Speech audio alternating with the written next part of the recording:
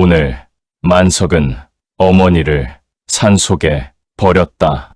그것을 버렸다고 불러야 하는지 아니면 살려보냈다고 해야 하는지 만석 자신도 알 수 없었다. 눈물이 멈추지 않았다. 산길을 내려오는 내내 다리가 풀렸다. 5, 6월 떼약볕 아래서도 흔들리지 않던 어머니의 두 손이 떠올랐다. 그 손으로 밥을 지었고 그 손으로 자식들을 먹였다. 그 손을 오늘 아들이 산속에 남겨두고 내려왔다. 만석은 잠시 걸음을 멈췄다. 발 밑에서 진동이 느껴졌다. 희미하지만 분명했다. 두두두두두 말발굽 소리였다. 멀리서 하늘을 향해 흙먼지가 피어오르고 있었다. 한 번 겪은 공포는 몸이 먼저 기억한다. 어머니! 만석은 뒤돌아 미친 듯이 달렸다. 말발굽 소리가 점점 더 가까워지고 있었다.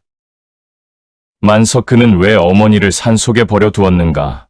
그 까닭을 알려면 이 여인의 삶을 처음부터 따라가야 한다. 이 이야기는 몽골의 말발굽이 고려 땅을 휩쓸고 간 뒤 모든 것을 잃고도 살아야 했던 한 여인의 이야기다. 이 여인의 삶이 궁금하시다면 구독과 좋아요 부탁드립니다. 그녀의 이름은 길순.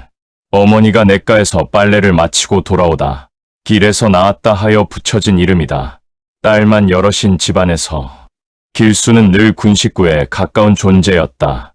밥상에 앉아도 눈치를 봐야 했고 좋은 옷 한 번 받아본 기억이 없었다. 13살 되던 해 집안의 입을 덜어내기 위해 그녀는 시집을 갔다. 떠밀려 온 혼인이었다. 그래도 마음 한구석엔 설렘이 있었다. 처음 맞이하는 삶이었기 때문이다. 그러나 그 기대는 오래가지 않았다. 남편은 길순보다 10살이나 많은 늦깎이 신랑이었다. 집안일에는 관심이 없었다. 노름판을 전전했고 돈이 떨어질 때면 술 냄새를 풍기며 집으로 돌아왔다. 며칠씩 사라졌다가 거지 꼴로 나타나 눈에 보이는 것은 콩이든 보리든 무엇이든지 들고 다시 밖으로 나갔다. 어린 길순은 무엇이 옳은지조차 모른 채 뜬 눈으로 밤을 새우는 날이 잦았다. 그렇게 시작된 삶은 숨 돌릴 틈이 없었다. 아이를 낳고 병든 시어머니를 돌보고 밤낮 없이 살림을 꾸렸다. 시어머니가 세상을 떠난 뒤에도 남편은 변하지 않았다. 5, 6월 떼약볕 아래서 이 집 저 집을 오가며 품팔이를 했다. 새까맣게 그을린 얼굴로 돌아와서는 힘든 몸을 이끌고 밥을 짓고 빨래를 했다.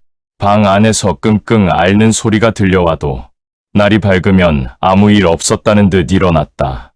남편은 그녀가 하루 종일 벌어온 삭슬 노름판에 고스란히 갖다 바쳤다. 그럼에도 길수는 툭툭 털고 일어났다. 마치 아무 일도 없었던 사람처럼. 아들 만석에게 그런 어머니는 철인처럼 보였다. 그 무렵 세상이 뒤집히기 시작했다. 몽골 쪽이 압록강을 건넜다는 소문이 돌았고 처음엔 먼 이야기처럼 들렸다. 그러나 조정은 달랐다. 겁에 질린 조정은 몽골을 달래 돌려보냈고 재차 침입에 대비하여 수도를 강화도로 옮겼다. 왕과 신하들은 섬으로 건너갔다. 백성은 그 자리에 남겨졌다. 전쟁 준비는 결국 백성의 몫이었다. 소뚜껑과 은수저까지 모조리 거두어갔고 강제 징병이 시작되었다. 길수는 불안해졌다. 장성한 아들이 둘이나 있었기 때문이다. 결국 혼인해 가정을 꾸린 장남 대신 둘째 아들이 군역으로 끌려갔다. 길수는 아들의 뒷모습을 오래 바라보았다. 돌아보지 않는 아들의 등이 점점 작아졌다. 몽골군이 다시 침입했다. 빗속을 가르며 기마병이 밀려들었다. 순식간에 개경을 지나 한양 일대가 초토화되었다. 강화도에 숨은 왕을 끌어내려던 몽골 장수 살리타는 섬 앞에서 머뭇거렸다. 물을 건너는 일은 그들에게 익숙하지 않았다. 대신 그들은 백성이 사는 땅을 불태우기 시작했다. 길수는 가족과 함께 산으로 몸을 피했다. 며칠이 지나자 식량이 바닥났다. 남편과 장남이 살려면 먹어야 한다며 빗속을 뚫고 마을로 내려갔다. 그들은 돌아오지 않았다. 하루, 이틀, 길수는 더 기다릴 수 없었다. 며느리, 딸, 막내 만석과 함께 마을로 내려갔다. 마을 어귀에서 그들은 말없이 멈춰 섰다. 불타 무너진 집들, 곳곳에 흩어진 시신들, 빗물에 섞여 흐르는 핏물, 집마당에 남편과 장남이 쓰러져 있었다. 길수는 비명도 지르지 못한 채 마당으로 뛰어들었다. 손이 아들의 얼굴을 더듬었다. 차가웠다. 그때 말굽 소리가 들렸다. 기병들이 들이닥치는 순간 딸과 며느리가 소리쳤다. 어머니, 피해요! 두 사람은 달아났고 몽골병들이 그 뒤를 쫓았다. 만석은 길순을 끌어당겨 무너진 집 안쪽으로 숨었다. 밖에서 소리가 들렸다. 발소리, 비명, 그리고 침묵. 얼마나 지났을까?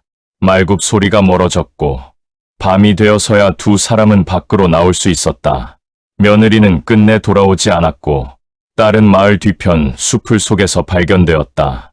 저고리가 찢겨 있었다.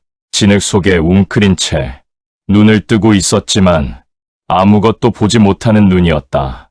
길순이 딸의 이름을 불렀지만 대답이 없었다. 어깨를 잡고 흔들었다. 딸은 고개를 돌리지 않았다. 길순은 딸을 끌어안고 소리 없이 울었다. 빗소리가 그 울음을 삼켰다. 만석은 그 광경을 바라보며 아무것도 하지 못했다. 그저 주먹을 쥐고 떨었다. 전쟁은 생각보다 빨리 끝났다. 처인성에서 몽골 장수 살리타이가 화살에 맞아 전사했고 우두머리를 잃은 몽골군은 물러났다. 그러나 길순에게 전쟁이 끝났다는 말은 아무 의미가 없었다. 남편을 잃었고 장남과 둘째 아들을 잃었으며 며느리를 잃었다. 딸은 그날 이후 말을 잃었다. 먹지도 않고 자지도 않는 날이 이어졌다. 낮에는 허공을 향해 혼잣말을 중얼거렸고 밤에는 소리 없이 울었다. 길수는 알았다. 딸의 넋이 나간 것이 아니었다. 딸이 살기 위해 스스로를 기억이 닿지 않는 곳으로 가두어 버린 것이었다. 그럼에도 길수는 살아야 했다. 딸을 돌봐야 했고 하나 남은 막내 만석을 장가보내야 했다. 살아있는 자의 의무가 그녀를 일으켜 세웠다. 전쟁이 지나간 세상은 또 다른 지옥이었다. 곡식은 모두 불에 탔고 들판은 짓밟혀 흔적조차 없었다. 조정은 남은 것마저 세금으로 거두어갔고 관리들의 횡포는 날로 심해졌다. 살아남은 자들은 먹을 것을 찾아 온 산을 헤맸고 풀뿌리, 칡뿌리, 버섯, 나무 껍질을 가리지 않았다. 칡넝쿨 하나를 두고 굶주린 사람들이 맹수처럼 으르렁거렸다. 눈빛은 이미 사람이 아니었다. 관아 자벽이든 부잣집 품팔이든 절의 허드레실이든 길순과 만석은 체면을 이미 오래전에 내려놓았다. 한 줌의 볼이라도 손에 쥘 수 있다면 그것으로 충분했다. 딸은 그런 날에도 밥을 먹을 때만 잠깐 사람처럼 보였다. 숟가락을 들고 씹고 삼켰다. 그것이 전부였다. 길수는 그 모습을 바라보며 생각했다. 살아있다.